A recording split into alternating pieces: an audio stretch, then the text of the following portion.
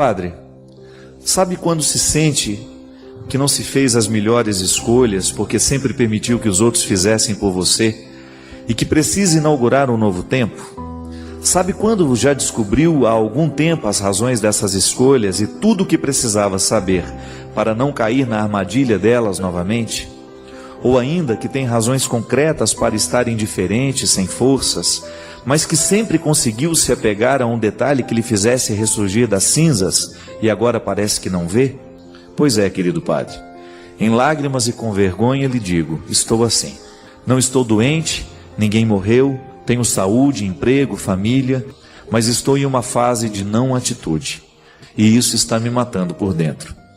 Nunca tive o alicerce emocional de uma família, tive todo o material necessário. Sempre acreditei que formaria esse alicerce em uma família que ainda não chegou e nem sei se vai chegar. Mas hoje já sei, de verdade, as raízes mais profundas devem mesmo ser lançadas à luz do Evangelho, onde o divino só pode agir em nós à medida que nossa humanidade trabalha com atitudes certas, incertas e até erradas, mas que agindo está aberta à transformação. Sabe quando a razão diz levanta e anda, porque tem possibilidades, novos parâmetros e a capacidade de fazer toda uma vida valer a pena e não ser vivida de qualquer jeito? Que pode andar sozinha, fazer as próprias escolhas, porque tudo um dia lhe ensinaram foi uma leitura mais fácil e não real de Deus? Então, Padre, parece que perdi a força da ação e acho que assim Deus não age em mim. Acho que até teria forças para começar de novo, uma nova faculdade, um novo começo. Desta vez por prazer, quem sabe? Mas sinto muito medo. Sei de muitas das minhas limitações e quando penso nelas, gosto de desistir. Gosto do que faço, mas tudo que envolveu essa escolha veio com um fardo muito pesado e que aumentou demais depois. Sabe quando descobre que ao lado de algumas pessoas você tem vontade e estímulo de ser melhor e que pelos desencontros da vida nunca pôde ficar perto destas? E que por outro lado, o que tem perto e próximo são apenas as pessoas de sua própria família e que por insanidade o que sente neste caso, é o seu pior lado? Onde perde as forças para tudo que se propõe, mesmo sabendo que o fundamental de tudo é uma decisão pessoal para a mudança, e agora sofro porque sei que parada não chego a lugar nenhum. Indiferença e omissão para mim é vivo ou morto. Então cansei. Sinto medo de começar de novo em áreas desconhecidas e muito fraca para tentar diferentes formas nas coisas antigas. Não sei se pode me dizer muito, mas pode me entender, Padre? É engraçado quando em alguns momentos da nossa vida, a gente passa por algumas crises em que tudo o que a gente construiu parece perder o sentido. Veja bem que isso não é uma realidade que acontece somente com quem se casou. Aqui você tem um exemplo muito claro de uma moça bem-sucedida profissionalmente e que num determinado momento entra dentro de um processo de crise e ela verdadeiramente precisa de ajuda. E mesmo porque, neste momento, eu tenho certeza que muitas pessoas passam pela crise, por essa crise, depois de um determinado momento, de ter construído isso, de ter estudado, de ter escolhido, você começa a colocar em questão as escolhas que fez. Todos nós passamos por essa crise, de você, num determinado momento da vida, parar e pensar, meu Deus, o que foi que eu fiz da minha vida? O que foi que eu escolhi para mim? Onde é que eu amarrei o meu jegue, não é? Não tem aquela história? E é muito triste num determinado momento da sua vida você descobrir que você fez a escolha errada, que você não aproveitou a oportunidade certa. Chega um momento da nossa vida, minha gente, que nós vamos olhar para aquilo que a gente escolheu, para aquilo que a gente permitiu, para aquilo que a gente perdeu, para aquilo que a gente ganhou, que às vezes a oportunidade está brilhando diante de nós. Às vezes ela vem através de pessoas maravilhosas, de situações maravilhosas, a situação brilha diante dos nossos olhos, a gente não pega, passa. A vida cobra, não adianta. As escolhas de hoje serão cobradas no futuro e às vezes no futuro muito próximo. Aquilo que nós estamos escolhendo para a nossa vida hoje, isso vai ser consequência daqui a um tempo. E depois a gente vai ter que contabilizar isso no final. Da mesma maneira como brilha uma situação horrorosa, mas aparentemente atraente, nós pegamos, nós corremos atrás, a gente faz, e depois aquilo vira uma destruição para nós. Minha gente, a gente precisa tomar muito cuidado com esse processo de crise. Primeiro porque a gente corre o risco de ser injustos. Às vezes não é tudo que está errado. Às vezes é um detalhe. Mas nós estamos fazendo a leitura do todo a partir do detalhe. E esse é o cuidado que você precisa. Qual é o lugar, de qual janela desta sua casa, da casa da sua vida, você está olhando? Qual é a janela em que você se debruçou? É aqui que você vai começar a concluir que a materialidade da vida só tem sentido se ela estiver sustentada por uma espiritualidade. E amar é espiritual, não é verdade? Por mais que isso seja físico, a gente se abraça, a gente se beija, a gente se toca, a gente traz o outro para perto, a gente leva, a gente busca. O amor de um pai pelo filho, por exemplo, ele é físico o tempo todo. É o amor do deslocamento. Eu levo o meu filho para a escola, eu busco o meu filho da escola. Mas isso tudo é motivado por um espiritual que está dentro de nós. É esta dimensão imaterial do amor que faz a gente viver a crise do jeito certo. É muito triste você encontrar pessoas trancadas em suas mansões e não tem um amigo que entra ali dentro para desfrutar daquela beleza, daquela riqueza.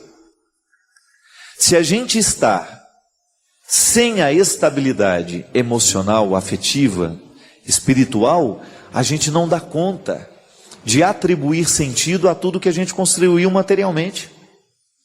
É assim que a gente explica, minha gente, a infelicidade de pessoas riquíssimas e que não tem sequer um amigo para entrar dentro da casa e desfrutar do prazer que ela tem.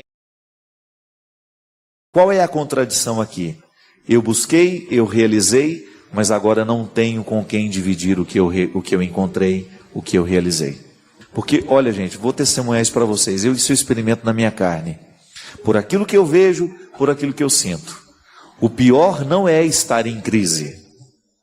O pior é você não ter alguém com quem você possa dividir a sua crise. Essa é a pior de todas as crises. É você reconhecer que diante dos seus problemas, das suas dificuldades, você está só. Você não tem a quem recorrer. É engraçado, né? A gente encontra pessoas que suportam muito bem a pobreza material e que vivem tranquilamente sendo pobres. Agora, se falta a riqueza afetiva, a riqueza espiritual, não sobra nada da gente. Podemos ter um aparato de coisas, de sucesso, de reconhecimentos em torno de nós, mas se a gente não tem alguém para olhar nos nossos olhos e nos dizer, olha, parabéns pelo sucesso, alguém que você sabe que verdadeiramente está vivendo aquele momento com você, a crise se estabelece e ela se torna definitiva dentro de nós. A maior pobreza que nós podemos viver na vida é esta. Eu olhar para o meu telefone, ver 200, 300 contatos, mas eu não reconhecer em 200, 300 contatos alguém que eu possa ligar para chorar, para contar a minha dificuldade e saber que do outro lado eu vou encontrar alguém com uma palavra que vai verdadeiramente me ajudar a viver a dificuldade da vida. A solidão, minha gente, é uma das coisas mais doídas que nós podemos enfrentar na vida. Quando você não tem mesmo para quem você deixar a sua herança, não é? E não é só a herança material, não. Eu estou falando essa coisa de você emprestar o sentido para alguém. Você ter alguém do seu lado que você cuida. Alguém que está do seu lado que cuida de você. Essa experiência mútua do cuidar e ser cuidado, isso é profundamente realizador na vida de uma pessoa. E é isso que faz falta. É isso que vai gerando crise, é isso que vai gerando tristeza. Quando você percebe que o seu mundo está vazio. Ele tem uma boa estrutura material, ele tem uma boa estrutura de realizações, mas falta a melhor de todas elas, que é a realização afetiva.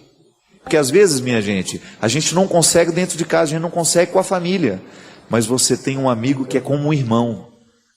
Não é verdade isso? Todos de nós podemos testemunhar isso. Em muitos momentos da nossa vida, o que nos segura não são os nossos irmãos, não são os nossos parentes, não.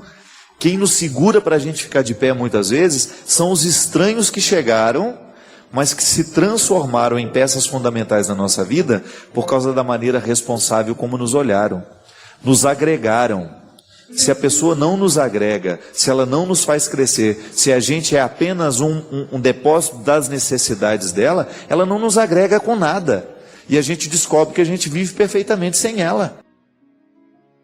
Que lamentavelmente, minha gente, nós temos muitos colegas, mas amigos de verdade, e amigos que agreguem, né? Que digam alguma coisa, que tenham alguma coisa, que tenham uma visão nova para nos emprestar.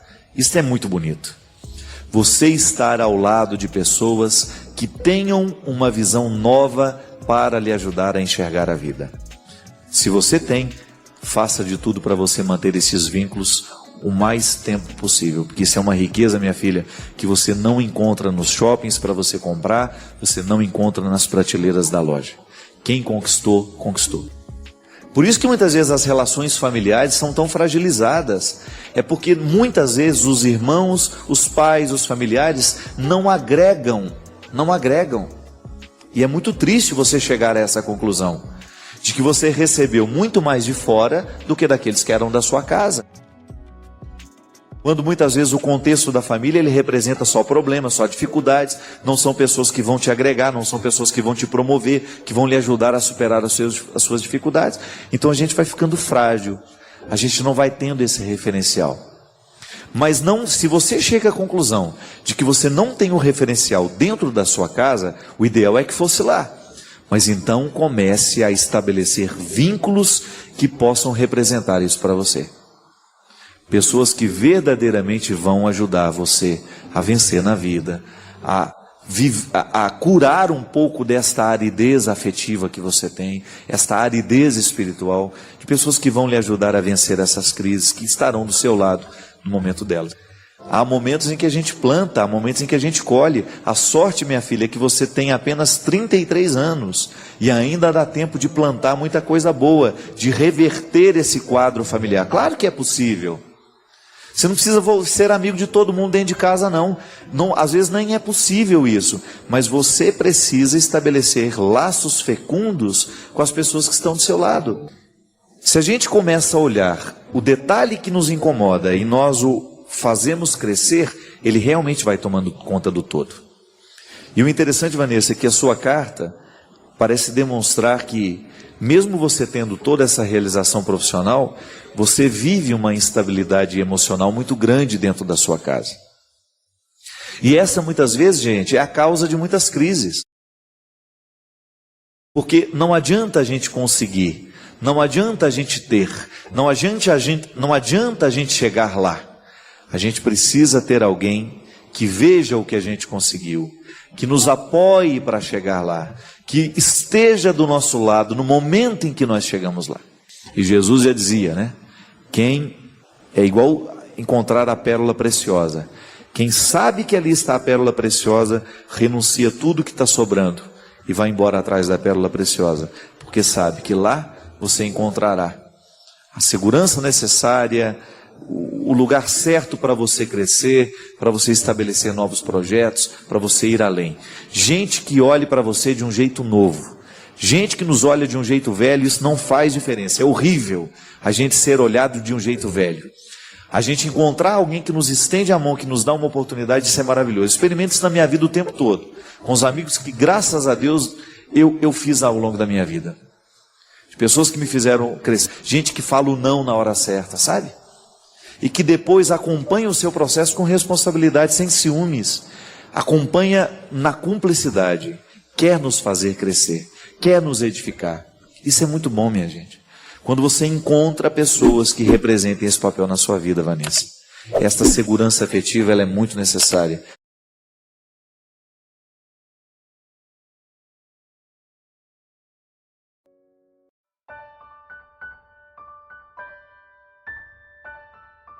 Ninguém gosta. Ninguém gosta de olhar nos olhos dos outros e perceber que a vida ali já foi embora. E cada vez mais eu me convenço, minha gente, que o meu trabalho como padre é esse. Acordar as pessoas para a vida.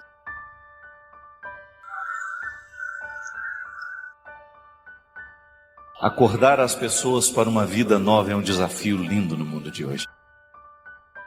Sair do túmulo. E sabe o que eu acho bonito? É a resposta generosa das pessoas que diz: Padre, seu ministério está me acordando. Que me acorda também. Eu também costumo dormir. Quando a gente descobre que o nosso principal objetivo aqui, sabe o que é? Eu quero ver você feliz.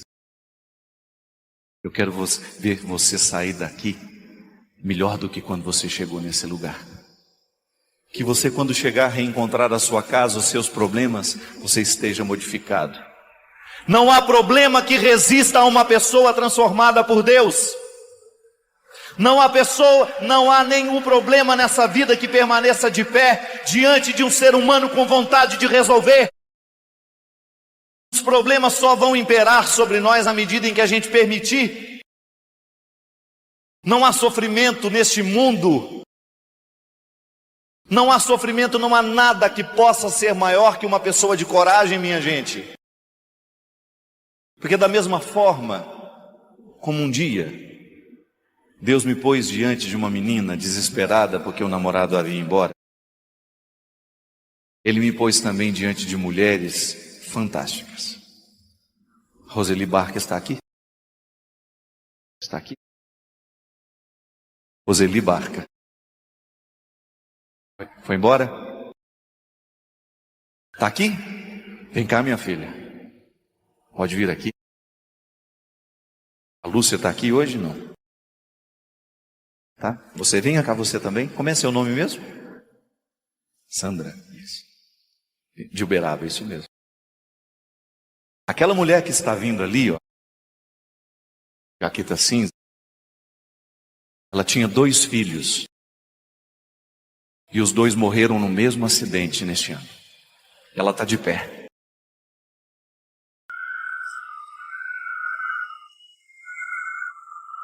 Pode ser maior essa palma.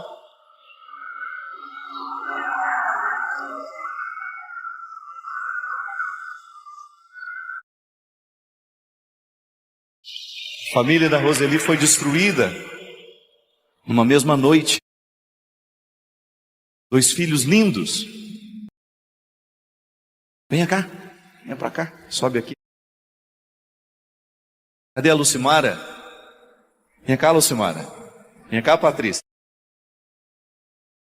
A Lucimara, minha gente, ela perdeu o marido e as 2 filhas no mesmo acidente. Venha cá. A Patrícia perdeu a Bia, mudou a nossa vida. Cadê a Vânia? Venha cá, Vânia.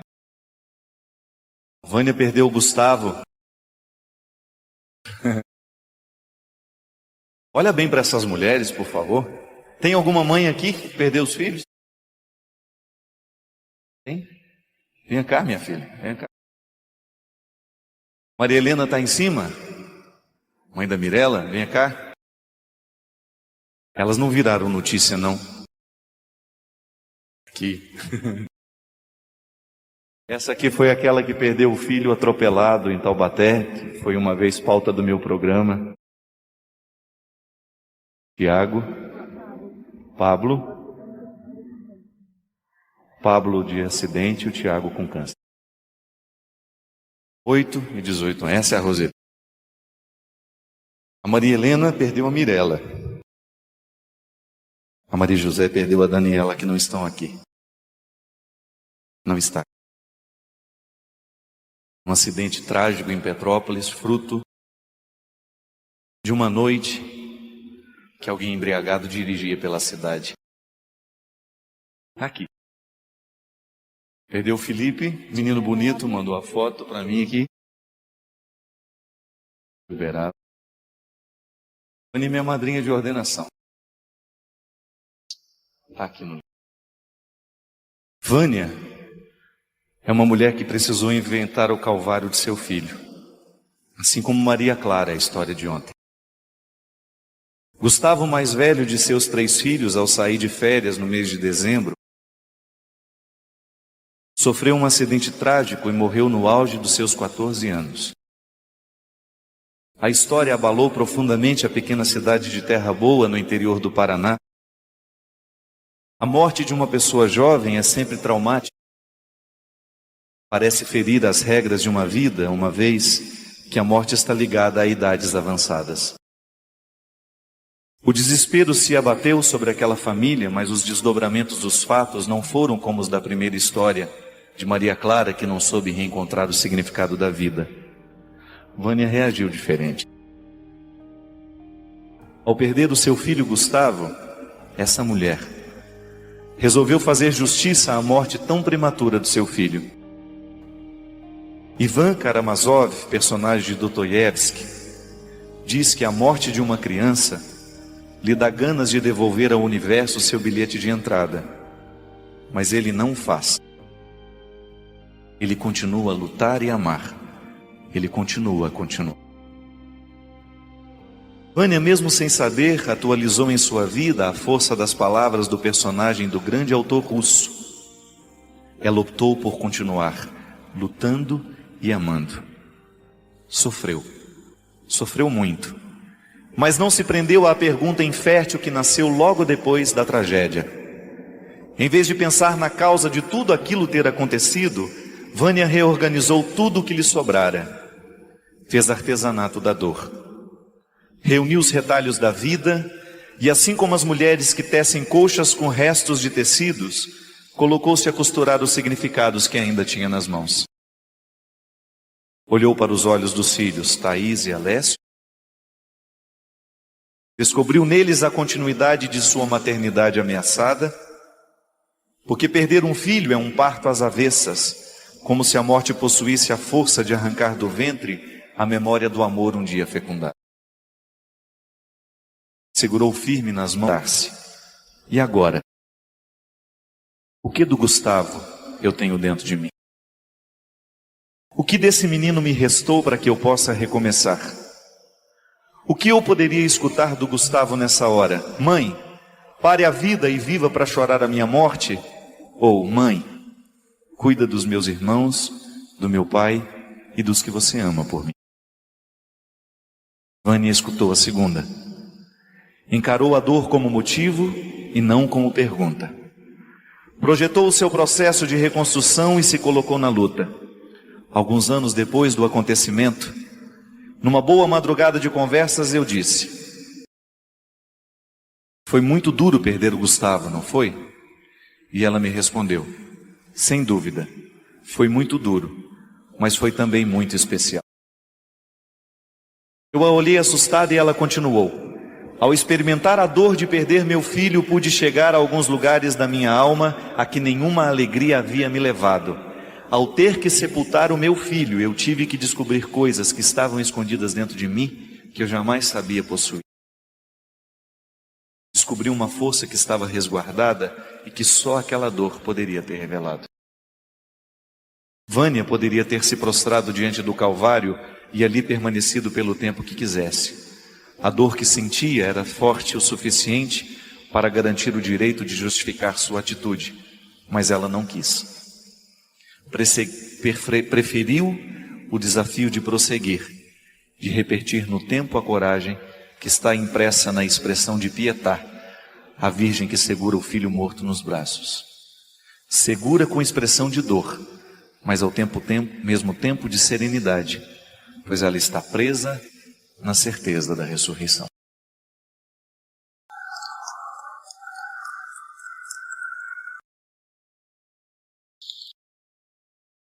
Pode subir. Venha cá, que eu vou precisar de todas vocês. Pode vir cá. Olha, dona Didi, calma aí. Eu não sei o quanto que restou para que elas pudessem recomeçar. A Roseli não tem filho nenhum mais. O desafio dela é dobrado. Vocês têm filhos a quem vocês podem olhar nos olhos. A Lucimara tem uma. Sobrou a Bia. A que lhe falta? A minha Gabi, né? A dela é Beatriz, eu tenho o Igor e tenho agora os 300 filhos de Betânia que fazem parte da minha família. Patrícia descobriu Betânia depois da morte. Aliança de consagrado. Você sabe que no dia que eu fazia o show lá da AMAN, em que eu olhava aquele povo todo reunido, tudo organizado por ela, para ajudar a comunidade de Betânia, eu só pensava assim: o que a morte de uma criança, quando bem vivida, pode fazer na vida de uma mulher? Olha o tamanho deste lugar, olha o tanto de pessoas que essa mulher trouxe aqui para dentro. 2.800 pessoas. E olha o que a Bia está fazendo na vida da mãe dela. Quem que é a senhora? Sou de Cianorte. Cianorte? É. Paraná. Do lado de Terra Boa. E minha filha, que bom. Que bom estar aqui. Olha só que coisa bonita, meu Deus. Abençoe. Posso dar um beijo em todo mundo depois? Eu quero que vocês fiquem aqui, ó. Vamos lá. Vamos ficar todo mundo parado aqui agora. Isso. Cadê a dona Ana? Pode vir também, dona Ana. Só já perdeu uma também.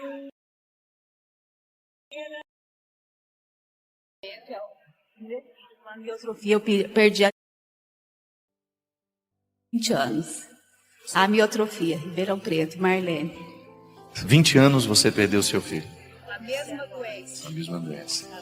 Cianorte. 32 anos a filha de câncer. Minha gente, hoje nós queremos terminar esse momento diferente. Nós podemos pedir uma coisa para vocês? Que vocês rezem por nós.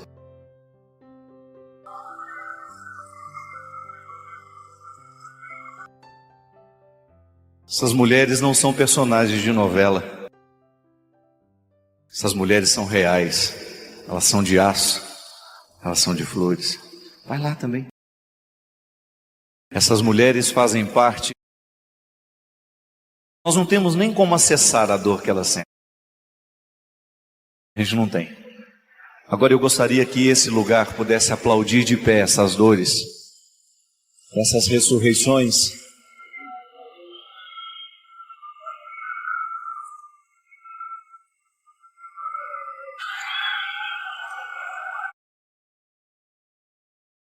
A vida é possível, minha gente.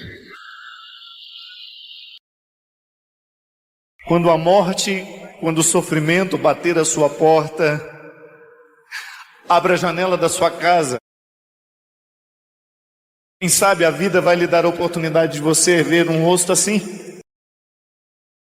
Quem sabe no momento em que o sofrimento bater a sua porta e você sentir-se interessado por saber nas dores que doem no mundo de hoje, quem sabe a sua dor seja curada naquele instante. Só Deus sabe o quanto deve ser duro para uma mulher ver partir a cria de suas carnes. Só Deus sabe. É uma dor que não tem nome. E elas estão aqui, estão de pé. Encontraram forças para buscar o caminho de Deus.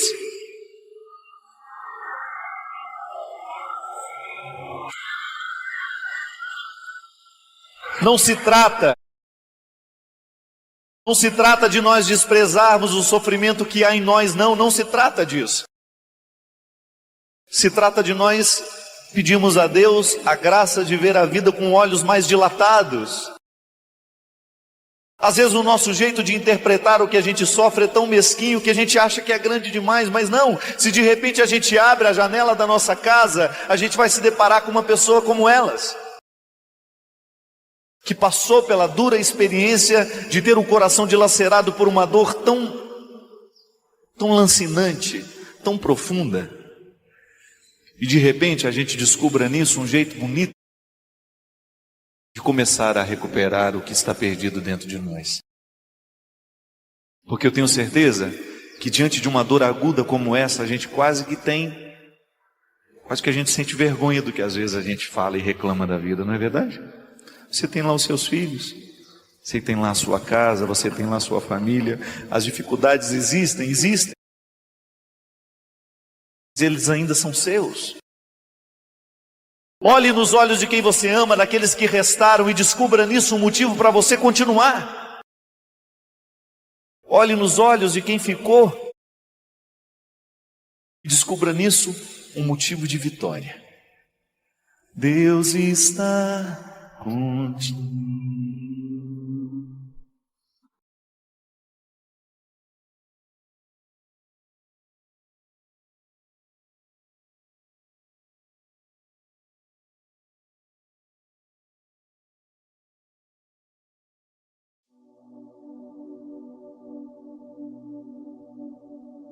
Uma pessoa aqui que me escreveu, ela disse assim: Pá, gostaria muito que o senhor me desse uma opinião a respeito de um tema que tem me atormentado muito. Estou passando uma situação muito difícil com a minha esposa, pois recentemente eu descobri que ela me traía com um amigo meu, um amigo do trabalho. Se é que isso era amigo, ele põe entre parênteses. E eu vivo com esse fantasma agora. Eu a perdoei, mas entre um momento e outro, volta aquilo na minha cabeça e eu acabo ficando triste novamente. Eu tenho 3 filhos com ela e não achei justo, por um erro dela, eles pagarem também. Foi muito difícil tomar essa decisão. Pensei muito e o pior de tudo é que ela vive como se nada tivesse. Para ela está tudo normal. Foi ela que veio pedir perdão, eu cedi, e agora, cada vez que olho para ela e para esse que se dizia meu amigo, eu tenho vontade de sumir. É muito difícil para mim conviver com essas 2 pessoas que me fizeram tão mal. Gostaria que me desse uma direção, que rumo tomar, pois às vezes a minha vontade é de ir embora, tenho chorado muito, e quando eu me lembro do acontecimento, tudo fica muito pesado dentro do meu coração. Só não vou embora porque penso muito nos meus filhos e, como já disse, eles não merecem isso. Eu a amo sem dúvida, mas tenho medo de nunca mais confiar nela. Meu querido, toda vez que nós vivemos uma traição, a gente opta por recomeçar, você terá de viver o desafio do amor sem confiança. Eu me lembro que uma vez eu escrevi sobre isso no Twitter e algumas pessoas contestaram: mas se não existe confiança, não existe amor. Não tem nada a ver uma coisa com a outra. Eu posso muito bem amar o meu filho e eu não confiar nele. Por aquilo que ele já fez, né? Pelas desobediências. Mas eu amo. Eu me lembro que algumas pessoas... Porque no Twitter tem isso, né? Tem gente que adora só contestar. E é tão rápido, porque nem refletiu. Você acabou de escrever a frase e a pessoa já pôs uma opinião. Dá a impressão que ela nem... É só dizer. O mais importante é dizer, não é? Então eu posso muito bem amar e não confiar mais. Aí fica mais difícil prosseguir. Porque quando eu amo e confio, eu tenho 2 alicerces. Quando eu só amo e não confio, eu posso contar apenas com um alicerce para o relacionamento. Mas aí nós temos uma chance. É mais fácil você reconstruir a confiança do que você reconstruir o amor. Quando a gente deixa de amar, é muito difícil a gente reconstruir o amor. Porque o amor, ele é um movimento muito natural em nós. Eu não tenho como dizer assim, eu vou amar. Não. Eu posso até dizer, eu vou cuidar, eu vou fazer um esforço para ser generoso, para ser amoroso, mas amor, amor, amor que une 2 pessoas e faz um casamento dar certo, eu acho que a decisão é a continuidade do que já existiu anteriormente. Então, quando um casal perde o amor, fica muito mais difícil reconstruir a relação. Porque a gente não sabe por onde puxar esse amor. Porque ele é muito misterioso. A confiança não. A confiança já é um território mais esclarecido. É mais fácil você buscar ações do dia a dia que possam ajudar a reconstruir a confiança. Por exemplo, nossos celulares não terão senha. Nós não teremos o que esconder um do outro. Casal onde houve uma traição precisa, no primeiro momento da reconstrução, cair por terra todas as situações que poderiam gerar a desconfiança do outro. Ah, padre, mas ele tem direito e eu tenho direito. A gente tem direito quando tudo está bem. Se há a intenção de reconstruir a confiança, é preciso retirar da pauta do nosso cotidiano, do nosso dia a dia, tudo aquilo que possa reafirmar a desconfiança. Então, se o celular está com senha na vida de um casal, pode ser que ele tenha alguma coisa a esconder de mim.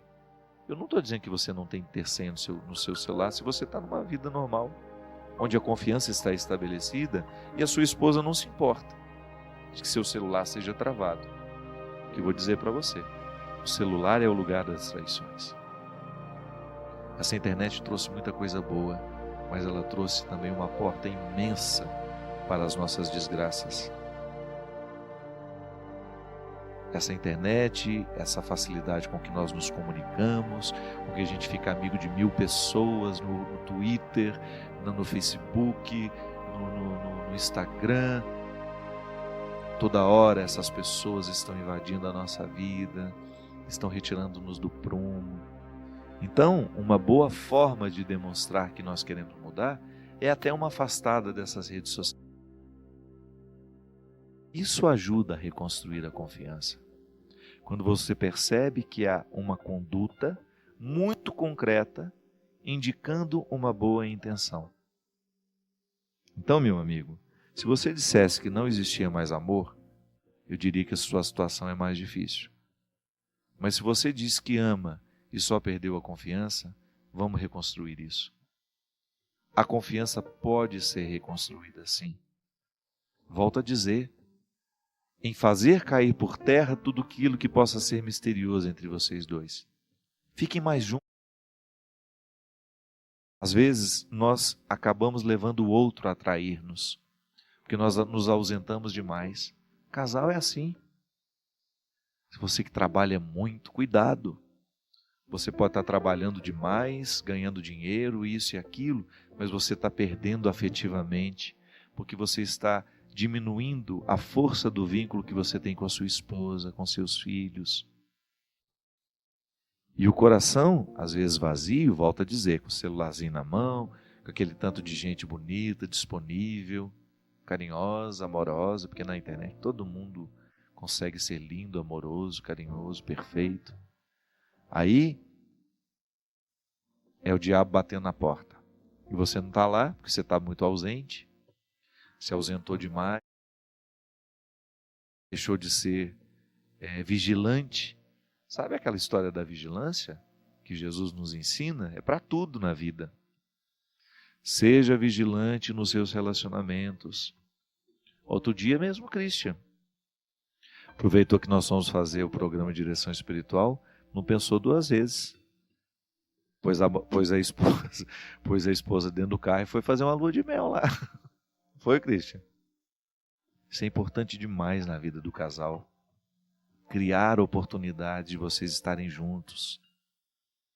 Peça a mãe, peça alguém que possa ficar com as crianças. Saia um dia, à noite, os dois. A vida precisa ter romantismo. O amor de vocês merece isso. Às vezes vocês têm um cotidiano muito duro. Trabalham, chegam em casa tão cansados e vocês perderam o prazer de se desfrutarem, sabe? Desfrutarem a vida a 2. Outro dia o palestrante lá em Belo Horizonte dizendo, que os padres não puderam casar, que era uma maneira que a igreja tinha de... Como é que foi que ele falou? Acho que era propor o celibato para não ter sexo, para viver bem a opção. Ele diz, não, é só deixar casar, porque depois que casa não tem sexo mais. Geralmente é assim, ele falou. E todo mundo riu muito, porque um pouco é verdade mesmo, Casa e depois vai perdendo até o prazer da vida sexual, vai virando uma rotina tão enfadonha. O casal está lá há mais de 1 mês sem praticar. Não pode, você precisa cuidar. A vida sexual ela é um complemento da vida amorosa. Sobretudo o carinho.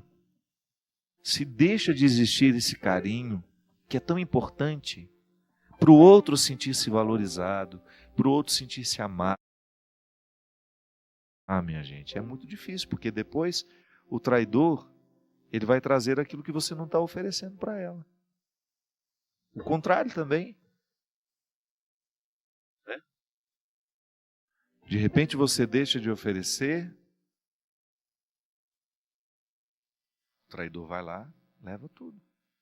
A traidora, você como esposa. Às vezes eu tenho, não sei, posso estar enganado, mas às vezes as mulheres são mais atentas ao que falta ao casamento. E é por isso que elas têm tanta necessidade de discutir a relação, e o homem tem implicância disso. Né? Porque o que é discutir a relação? É alertar para aquilo que pode ser a porta para um acontecimento desagradável. Então vamos restabelecer a confiança, porque se o amor existe, nós já temos a metade do caminho andado. Eu desejo do fundo do meu coração a disciplina da vida cristã possa nos ajudar a viver os nossos relacionamentos, porque sim, quando eu vivo a disciplina da minha vida cristã, eu fico mais atento ao amor que eu amo e ao cuidado que eu preciso ter para que esse amor dure.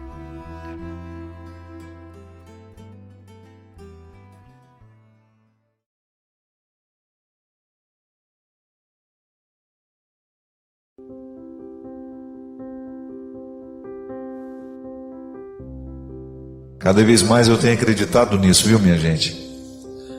Que o cuidado de Deus muitas vezes na minha vida é fechar portas. Interessante, né? Como nós temos dificuldade de entender o amor no momento que alguma coisa nos é negado. É assim com a nossa mãe, com o nosso pai, né? Quando você pede a ela alguma coisa, ela fala não para você. Talvez não agora mais, mas em outros momentos da sua vida. E você, porque não sabia compreender o motivo do não, achava que ela não te amava, que era desaforo, né? Só depois, com a experiência do tempo, de amadurecer, de ser pai também, quem sabe, de ser mãe também, é que você descobre que boa parte das demonstrações de amor do seu pai e da sua mãe na sua vida vieram através de nãos. Restrições que eram absolutamente necessárias. Restrições que eram absolutamente favoráveis a você. Eu fico pensando que conhecer o amor de Deus na nossa vida é justamente ser capaz de entender os nãos. Hoje eu estava ouvindo aquela música antiga, lembra do Gonzaguinha? Como é que é o tom, Cristian? Acho que é esse tom mesmo, vai. Quem me chamou, quem vai querer voltar pro ninho? Descobrir seu lugar. Aí o refrão, aqui é a parte que eu quero. Você verá que é mesmo assim, a história não tem fim. Continua sempre que você responde sim. Na sua imaginação, para sua imaginação, a arte de sorrir cada vez que o mundo diz não. Ah, é difícil demais, não é? Sorrir quando o mundo diz não para a gente. Sorrir quando você tem que enfrentar o não da vida. Porque não é sempre que acontece como nós queremos. As pessoas morrem antes da hora, né? Na nossa compreensão. As pessoas vão embora antes do tempo. A gente nunca está satisfeito com o que a gente viveu, com o que a gente teve. Então, como é difícil a gente lidar com o não que a vida nos deu.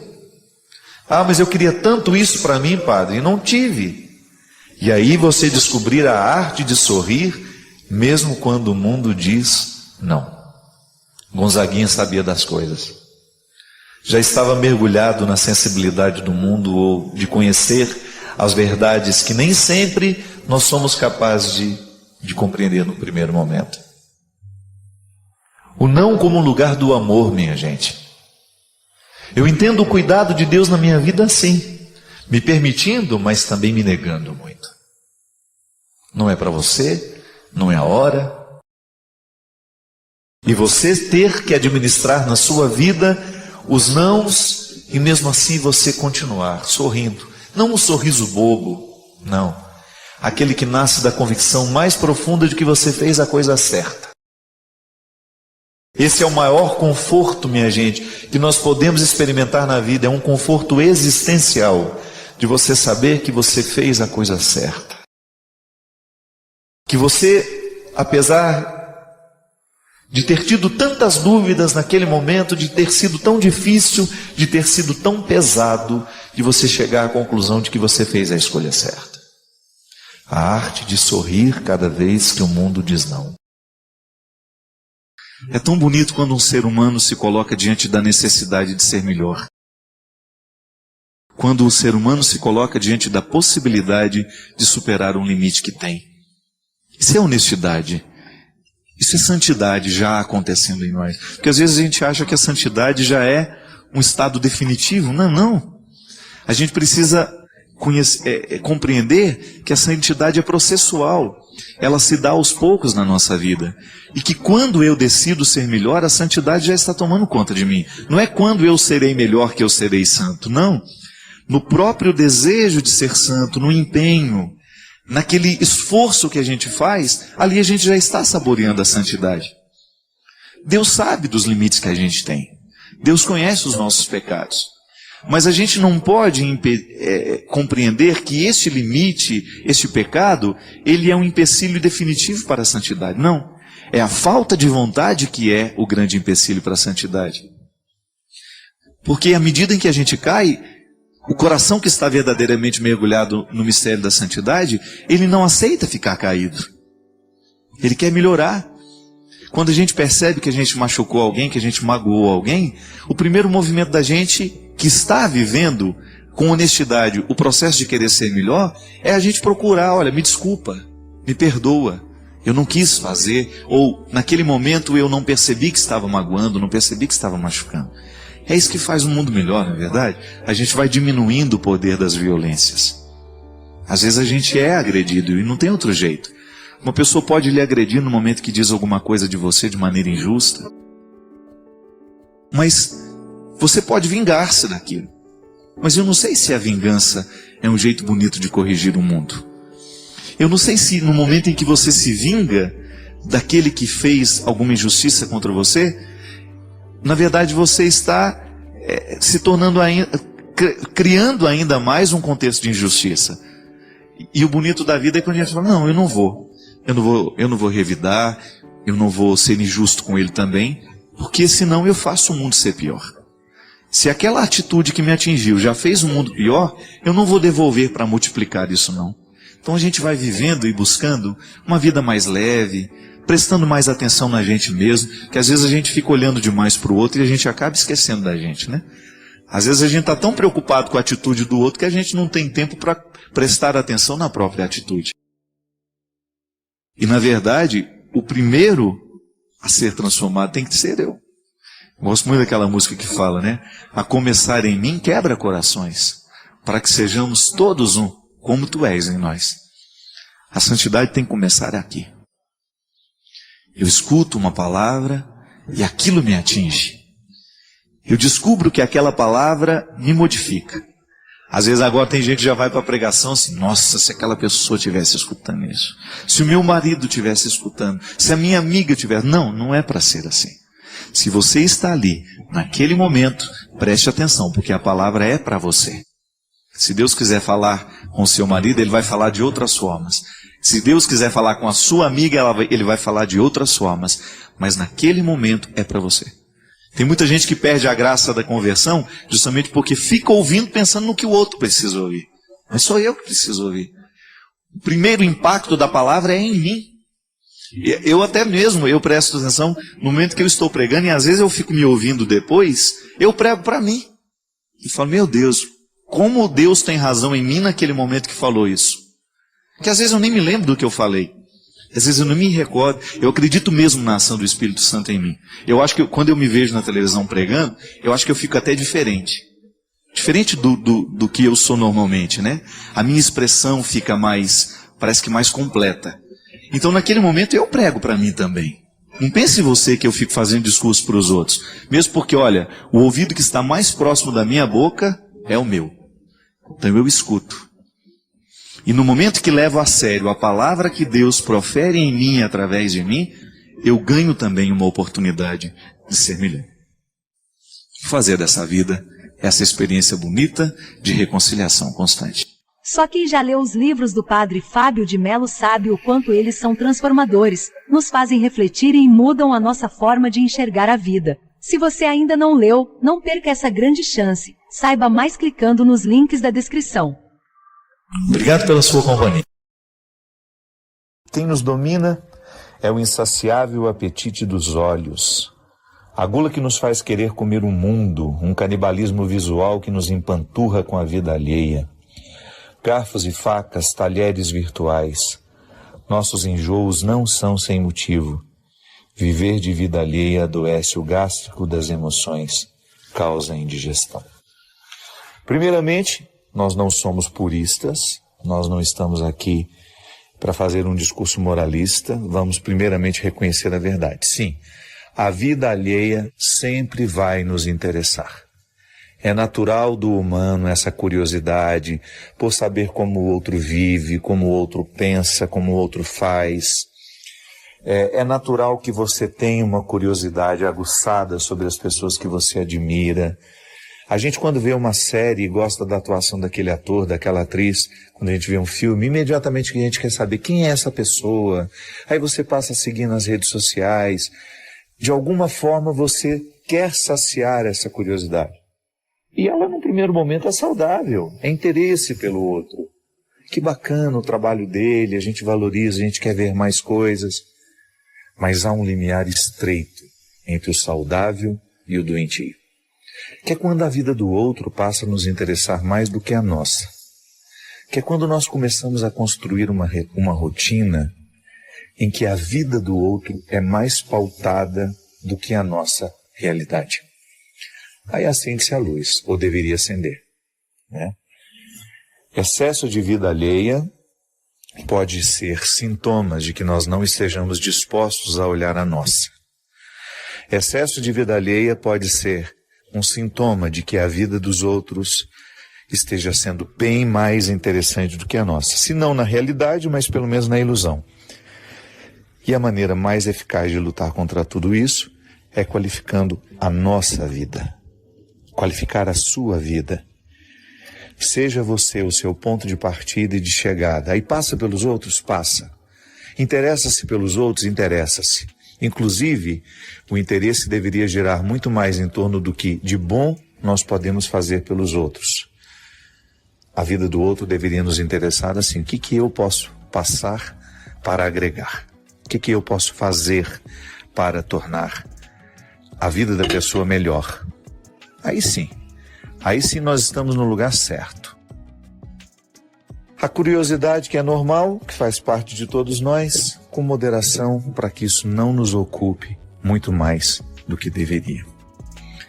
Desejo do fundo do meu coração que a sua vida seja tão interessante, tão interessante, tão interessante, que lhe reste pouco tempo para preocupar-se com o que está fazendo o outro. Volto a dizer, somente para agregar e fazer bem. Se por acaso você sente que pode fazer bem a alguém, que pode ajudar uma pessoa a ficar melhor, nunca perca essa oportunidade. Mas que não seja um exercício de curiosidade, de dar alimento aos olhos para essa insaciável fome que nós temos de saber de coisas, situações, pessoas que nem nos dizem respeito.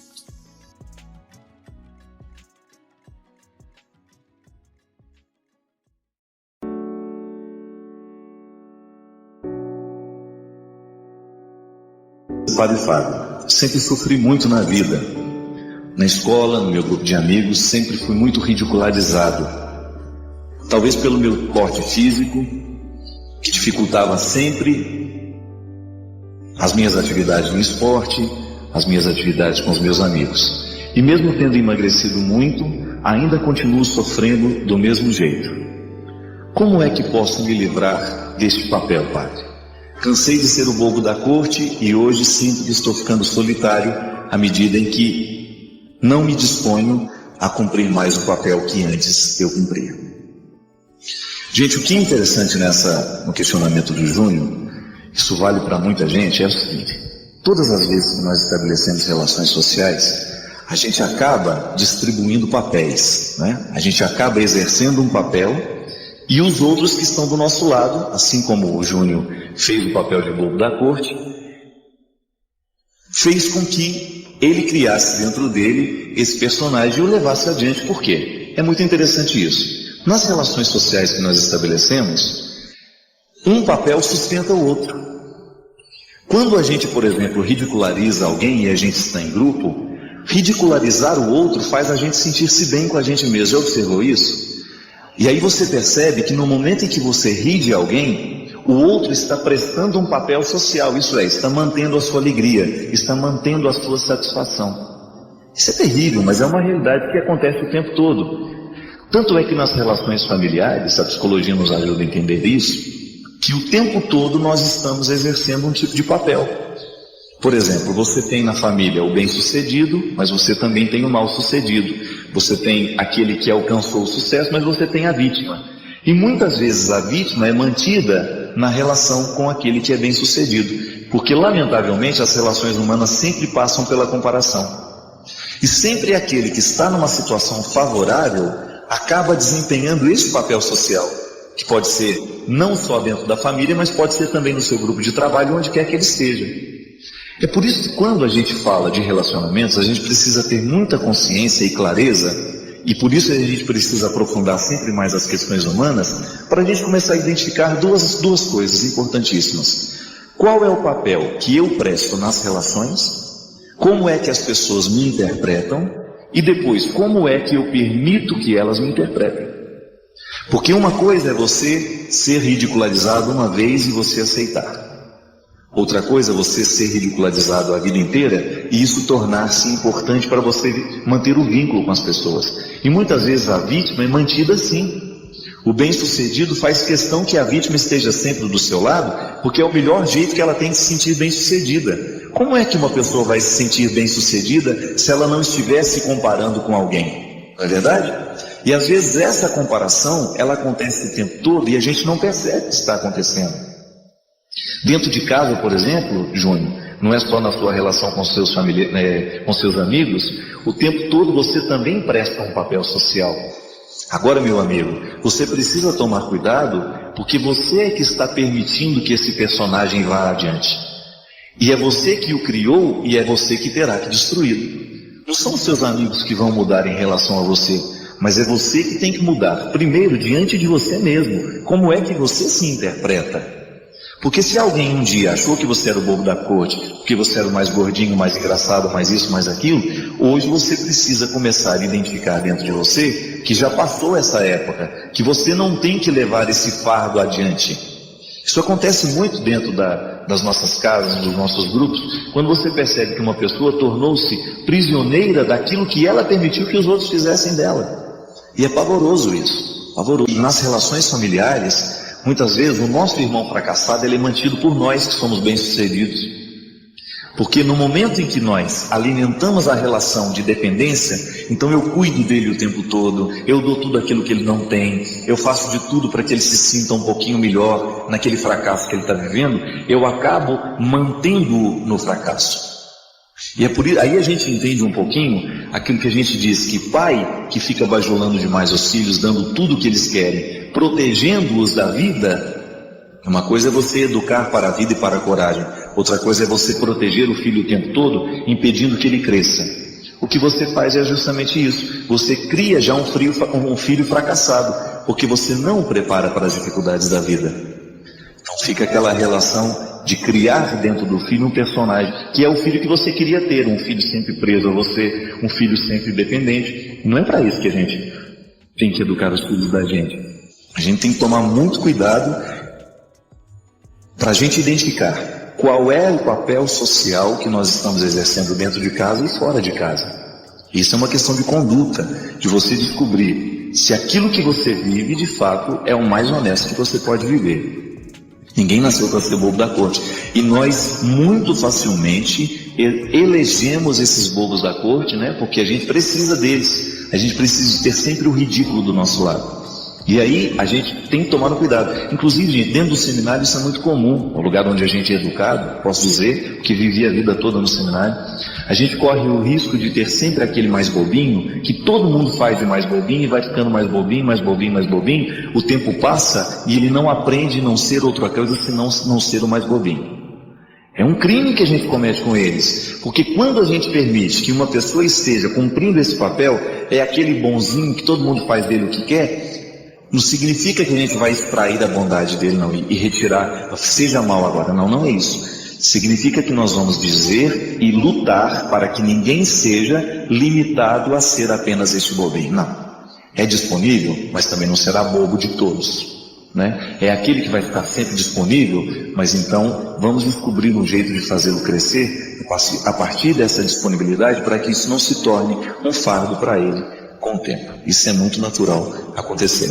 Realmente você precisa tomar consciência daquilo que você permitiu que os outros fizessem com você. E não é esperar que os outros mudem não, meu filho. Ninguém vai mudar, tá bom? O papel que você exerceu já está decorado por eles. Quem tem que mudar o roteiro do filme, da história, é você. Porque na sua vida, quem manda, quem é o diretor, quem é o escritor, o roteirista, é você. Só Deus sabe. Só Deus sabe o quanto que eu me refaço, o tanto que eu fico mais inteiro através deste programa, através de tudo que Deus já me permitiu viver aqui nesse território, através de vocês que me recebem em casa, e toda quarta-feira me dão a oportunidade de ser padre, de poder partilhar a minha vida, de poder refletir a vida dos outros aqui de uma maneira respeitosa, tornando-a matéria-prima da nossa evangelização. Aí volto à música, o porquê de estar dizendo tudo isso, né? Seja o meu melhor amigo. Isso me comove. E eu acho que esse é o maior desafio que eu vivo como homem e também como padre. Porque eu quero que Jesus seja o meu melhor amigo, sim. Porque eu aprendi que se eu estiver próximo a Ele, ser melhor amigo dEle, eu vou respeitar o que Ele me pede, porque a gente trata um melhor amigo assim. Sobretudo quando você sabe que o seu melhor amigo é muito melhor que você. Quando ele tem muito mais lucidez que você. Quando ele tem muito mais história que você. Ele é meu melhor amigo. Eu quero ficar parecido com ele no meu dia a dia, porque eu acredito que a qualidade do meu ministério depende dessa semelhança. Eu quero ter a mesma disponibilidade que ele teve, eu quero viver parecido com ele na sua capacidade de amar, na sua capacidade de acolher as pessoas. E poder dizer para ele todos os dias, em todos os momentos da minha vida, Senhor, eu estou aqui. E se o Senhor precisar deste pobre homem hoje, age através de mim, age através dele. E seja o meu guardião, me proteja de todos os males, me proteja de todos os excessos, me proteja de tudo aquilo que pode retirar a minha inteireza, me proteja de todos aqueles que não me amam do jeito certo, me proteja de todos aqueles que de alguma forma querem banalizar quem eu sou e a riqueza do ministério que o Senhor me confiou. Faço essa partilha porque essa alegria que hoje me invade, essa alegria que hoje me convoca, alegria é sempre uma convocação, né? Eu quero repartir com você para que você também sinta-se convocado por ela. Pela alegria que brota de ser amigo de Jesus. Eu sei que às vezes a gente compreende a religião como obrigações, né? Como situações que nos obrigam a fazer isso, a fazer aquilo. Não, esqueça isso. Nós aqui na Canção Nova queremos vivenciar e experimentar isso na nossa vida e depois convencer aqueles que nos assistem, aqueles que nos leem, aqueles que nos escutam, que ser amigo de Jesus não é um fardo, pelo contrário, é um privilégio. E que ter Jesus como melhor amigo é uma garantia de que nós seremos bons amigos dos outros também. Porque toda vez que nós fazemos a experiência de ter Jesus como o melhor amigo nosso, nós ficamos mais atentos à maneira como nós somos amigos dos outros. Eu sei que neste tempo tão marcado pela falta de confiança, pela falta de fidelidade, né? Às vezes eu encontro tanta gente traída, machucada, confiou em alguém, e aquele alguém em quem ela confiava traiu a confiança, não foi fiel, contou aquilo que era tão particular, aquilo que era segredo sagrado, né? Segredo sagrado, bonita a junção das duas palavras, né? Banalizou o sentimento. Eu sei que neste tempo onde nós estamos tão à mercê da violência do outro, não estou falando da violência física, não. Estou falando da violência que invade, que atenta contra aquilo que é sagrado para nós. Tantas pessoas estão hoje sendo violentas contra os valores que nos fazem pessoas. Ter essa mística. Eu sei que as pessoas vão nos trair, mas se a gente for melhor amigo e deixar que Jesus seja o nosso melhor amigo, eu digo agora e quero dizer isso sempre, o meu melhor amigo é Jesus. Porque é Ele que me salva todos os dias, é Ele que me reconcilia, é Ele que me recebe de braços abertos, mesmo estando eu tão ferido, tão machucado, tão pecador. E quero que Ele seja o meu melhor amigo. Como? Eu quero que Ele seja a minha referência o tempo todo. Eu quero que Ele seja o meu caminho, eu quero que Ele seja a minha verdade. Ricardo Sá agora há pouco tuitava e falava sobre isso, do valor da verdade. Como é bom a gente lidar com a verdade, por mais dura que ela seja. E Jesus não trabalha com a minha mentira e nem está disposto a me receber quando eu quero mentir para Ele. Porque com a mentira Ele não pode fazer nada na minha vida. Por isso só me resta ser verdadeiro diante dEle. Esparramar as minhas misérias sobre a mesa e ter a consciência de que Ele acolhe tudo isso, desde que seja a minha verdade. Ser melhor amigo dEle e permitir que Ele seja o nosso melhor amigo. É a gente estabelecer esse vínculo, minha gente, que não nos deixa ficar paralisados. O crescimento espiritual é isso. É avançar na amizade com Jesus. E porque sou amigo dEle, me interesso pela vida dEle. Não é obrigação eu ler a Sagrada Escritura. Não é obrigação eu participar da missa todos os domingos. Não é obrigação eu fazer a minha oração diária. Não. É privilégio. Porque quando rezo, quando faço a leitura dos evangelhos, quando participo da Eucaristia, eu tenho a oportunidade de estar a sós com o meu melhor amigo. A religião é isso. Eu gosto de dizer isso. Orar é a gente estar em audiência particular com Deus. É a gente ser recebido em audiência particular por aquele que tudo sabe de nós. E ali, naquele momento de intimidade, a gente ter a oportunidade de partilhar o nosso coração, de partilhar as nossas dificuldades e de entregar a Ele, na certeza de que Ele não vai banalizar, nem tampouco desconsiderar o que nós entregamos a Ele. Porque o melhor amigo, o verdadeiro amigo, sabe nos respeitar. E eu gostaria de lhe convidar neste programa, e a partir deste programa, você também trazer a mística dessa amizade com Deus. Crescer na fé é você crescer na amizade com o Senhor. Orar é você estabelecer oportunidades de crescimento no Senhor. E tudo aquilo que nós fazemos, porque a religião nos propõe, não é outra coisa senão dar passos na direção do amadurecimento dessa amizade. Uma amizade madura é sem dúvida fruto de muito esforço, de muito labor. A gente não fica amigo íntimo da noite para o dia. Pode até ter facilitadores, a gente tem muita coisa em comum, mas a confiança é um elemento que se dá aos poucos. E essa confiança que nós precisamos ter em Deus, ela também se dá pelo processo de se aproximar deste Deus e de tentar conhecê-lo, através de tudo aquilo que está à nossa disposição, através de tudo aquilo que a igreja nos entrega como um tesouro de salvação, que nós vamos aos poucos descobrindo. Eu sei que você tem muitas dificuldades na sua vida. Eu sei que às vezes a solidão é pesada. Eu sei que às vezes você não tem alguém para telefonar ou bater na porta e pedir que lhe ajude. Não perca tempo. Faça da sua experiência com Jesus uma experiência de amizade, para que você tenha nele essa oportunidade de dividir o que você é, o que você sente. Aproxime-se de Deus e faça com que cada vez mais a sua proximidade com Ele gere uma amizade fecunda. Para que você também tenha o direito de cantar essa música, quem sabe todos os dias, ainda que seja um trechinho dela, e implorar e solicitar para que o seu processo de fé saia da esfera da obrigação e entre na esfera do direito, do privilégio,